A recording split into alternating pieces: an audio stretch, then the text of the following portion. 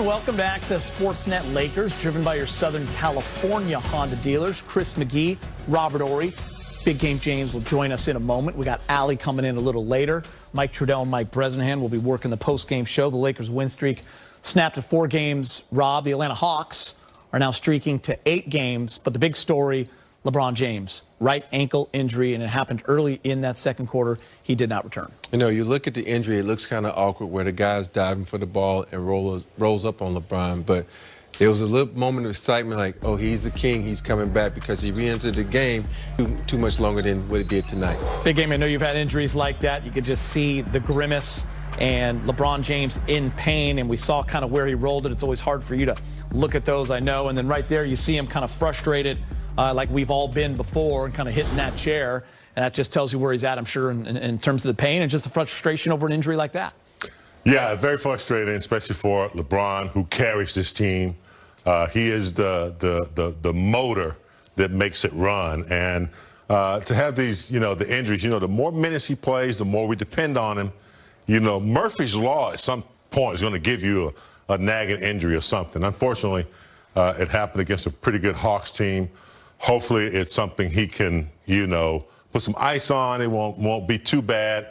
And but you could see in his absence, they still playing hard, but it's a big part missing. And so it takes a minute to figure out how to play without LeBron and AD. And then Atlanta took advantage of that, obviously, the way they've been playing. Hats off to Nate McMillan. He's got those guys playing pretty good. Yeah, they're playing well. They're shooting the ball, 13 threes tonight.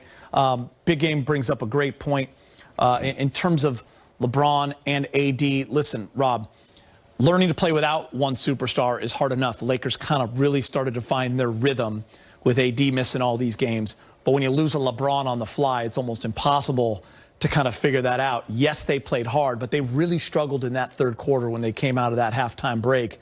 They didn't score until there was 5:58 left in the half, and they have a season-low 12 points, and that's when Atlanta was able to separate. One of those things I like to say, that certain players make other people around them better, and this is one of those moments when you got a guy like LeBron who causes so much attention and knows how to find guys in the right spot. He's making those guys better. So there was a gap there that he wasn't in the game, and it just showed that, hey, we need LeBron. But LeBron is one of those guys that can transcend the team and take them from an 8 seed to a 1 seed, and we know that. But the other guys need to step up. And sometimes when you have a guy who dominates the ball like LeBron so much, when he does go out, it's one of those moments where everybody's like, who's up next? And that's what I always say.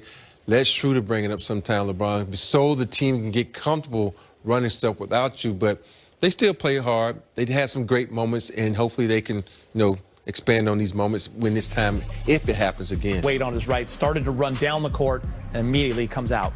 Sometimes when you have a little twist like that, you want to just see, not defensively, but just if you can run, if you can jog. And he did that.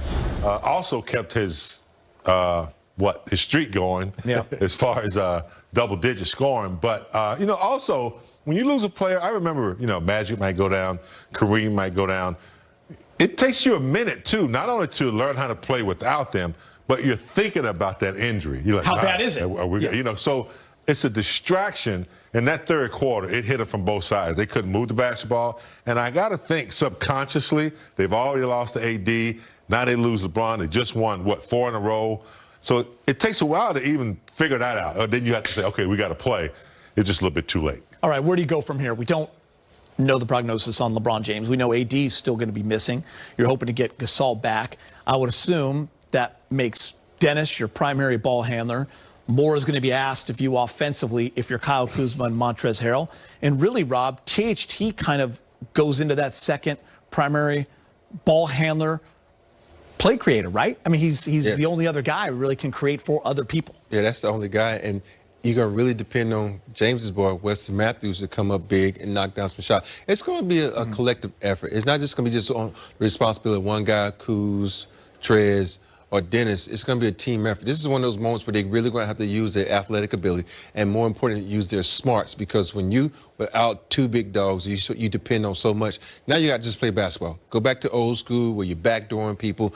You make sure you set good picks. You make sure you make the perfect pass, because there were some points in that game where they was throwing the ball a little lackadaisical, losing it, stuff like that. You can't have those mistakes when you don't have those erasers like LeBron and AD to make up for those mistakes. And you can't dwell on it, James, because you're getting on a flight now and you're going to Phoenix and you play tomorrow night on a Sunday. Can't dwell on it. You got to, muster up some strength. I think Trez was doing that down the stretch, being physical and hitting some shots.